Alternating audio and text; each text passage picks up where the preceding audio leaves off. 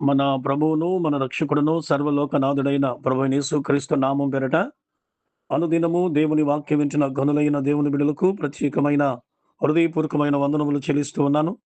నేను బిడ్డరా ఈ దినము నిర్గమాకాండము 34వ అధ్యాయము 10వ వచనములో ఒక విలువైన మాటను మనం చదువుకొని దేవుని మాటలు ధ్యానం చేద్దామా?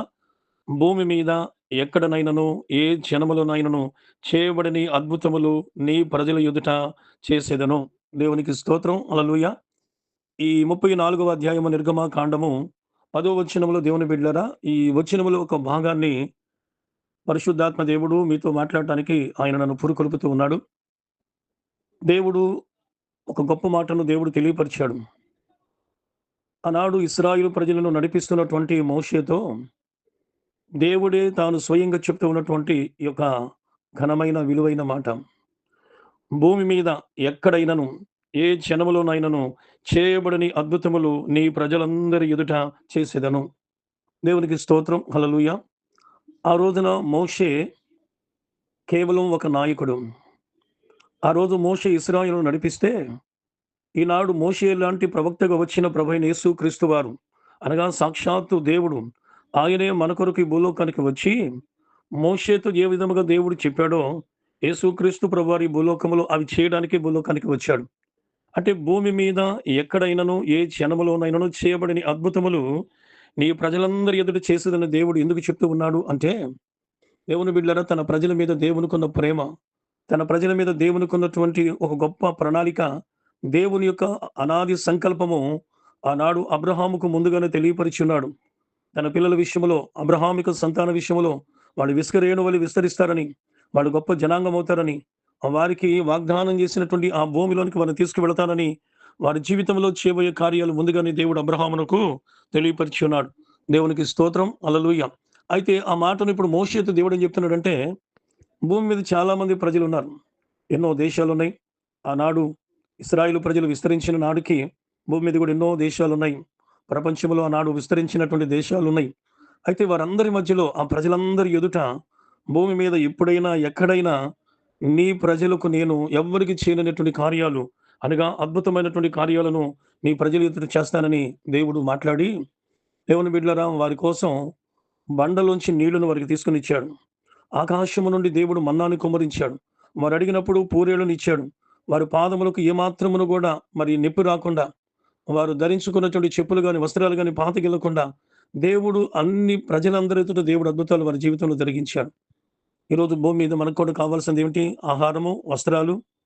మానవుని యొక్క జీవితంలో ఈ శరీర సంబంధమైనటువంటి అవసరాలే కదా మానవుడు ప్రయాసపడుతుంది. ఆలోచిద్దామా దేవుని బిడ్డలారా? ఈ రోజున మోషే ఆధ్వర్యములో ఇశ్రాయేలు ప్రజల విషయంలో దేవుడు ఏ విధమైన అద్భుత కార్యాలు, ఆశ్చర్యకార్యాలు జరిగించాడో, ఈ రోజు కూడా మోషేగా ఆ స్థానంలో ఉన్నటువంటి సాక్షాత్తు దేవాతి దేవుడే, రక్షకుడే యేసు ప్రభువారు మోషేని ఏ విధముగా వాళ్ళు అనుసరించారో, ఈరోజు నీవు నేను కూడా దేవుడిని అనుసరిస్తే, యేసయ్యను అనుసరిస్తే, ఆయన రక్తంలో కడగబడి, ఆయన బిడ్డలుగా ఆయన కట్టడలను మనం గైకుంటూ మనం జీవిస్తూ ఉంటే, ఆనాడు ఇశ్రాయేలు ప్రజలను భూమి మీద ఏ విధముగా ప్రజలందరి ఎదుట దేవుడు వారి జీవితాల్లో అద్భుతాలు చేశాడో, ఈ రోజు కూడా ఈ ప్రపంచంలో నువ్వు నివసిస్తున్న ప్రాంతంలో నీవున్నటువంటి దేవుని ఎరగని ప్రజల మధ్యలో దేవుడు నీ పట్ల, నీ కుటుంబం పట్ల ఆయన అద్భుత కార్యాలు చేయడానికి సమర్థుడు. అందుకే కదా వాక్యంలో ఈ విధంగా రాయబడింది. దేవుడు కాగా దేవుడు తన దేవుని నుండి తన కుమారుడైన ప్రభువైన యేసుక్రీస్తు ద్వారా ఆయన మీ ప్రతి అవసరము తీర్చును అని వాక్యం చెప్తుంది కదా! అంటే దేవుడు మన ప్రతి అవసరం తీరుస్తాడు. భూమి మీద ఉన్నటువంటి జనులందరి ఎదుట దేవుడు మన జీవితాల్లో అద్భుతాలు చేయడం ఆయన ఒక్కడికే సాధ్యము. దేవుని బిడ్డలారా, మనం నమ్మాలి. ఈ చివరి దినాల్లో, కడవరి దినాల్లో భూమి మీద ఎక్కడనైనను, ఏ క్షణములోనైనను చేయబడని అద్భుతములు నీ ప్రజలందరి ఎదుట చేసేదనని దేవుడు మోషేతో చెప్పిన ఆ మాట ఈరోజు లోకరక్షకుడైన యేసుక్రీస్తు ప్రభువారు ఆయన కూడా మనందరి ఎడల అలాగ చేయడానికి శక్తివంతుడు, ఆయన సమర్థుడు. ఎందుకంటే దేవుని బిడ్డలారా, ఆయనకు అసాధ్యమైనది ఈ లోకంలో ఏదీ కూడా లేదు కదా! అయితే ఆనాడు ఇశ్రాయేలు పక్షంగా చేసిన దేవుడు, ఈరోజు రక్షించబడిన మనందరి ఎడల కూడా అలాంటి అద్భుతాలు దేవుడు చేయగలడు. అందుకే మనము వస్త్రాల కొరకైనను, ఆహారం కొరకైనను మనం బాధపడకుండా, ఎల్లప్పుడూ కూడా ఆకాశం ముందున్నటువంటి దేవాతి దేవుని వైపు మనం చూస్తే, మొదట ఆయన నీతిని, ఆయన రాజ్యాన్ని మనం వెతుకుతూ మనం వెళుతూ ఉంటే, ఆ కృపగల దేవుడు మన ప్రతి అవసరం తీరుస్తాడు. మన ప్రతి సహాయం మనకు చేయడానికి సమర్థుడు. ఆయన ఏమాత్రము కూడా మనలను విడువడు. ఆయన ఎడబాయుడు కనుక నమ్ముదాం. ఆ ప్రకారంగా మనం జీవిద్దాం. ఆ ప్రకారంగా మేలును మనం అనుభవిద్దాం. దేవుడి మాటల ద్వారా ఇప్పుడు వరకు ఒకవేళ నువ్వు ఫలించలేదేమో, ఇంకా నువ్వు అభివృద్ధి పొందలేదేమో, ప్రభువు నీతోనే మాట్లాడుతూ ఉన్నాడు. కనుక ఈ మాటలు నమ్ము, విశ్వసించు. మంచి ఉద్యోగం ఇస్తాడు, మంచి పొజిషన్‌లో పెడతాడు, ప్రమోషన్ ఇస్తాడు, ప్రతి సహాయం చేస్తాడు. జనంలో చేయని కార్యాలు నీ జనం నీతో చేస్తాను, నీకు చేస్తానని ఆయన మాటిస్తున్నాడు. నెరవేరుస్తాడు. నమ్ముదాం. ప్రార్థన. ప్రేమగల తండ్రి నీకు వందనాలు. ఈ వాక్యం వింటున్న వారందరిని ఆదరించి బలపరచండి. యేసయ్య నామమున అడుగుచున్నాం తండ్రి. ఆమేన్.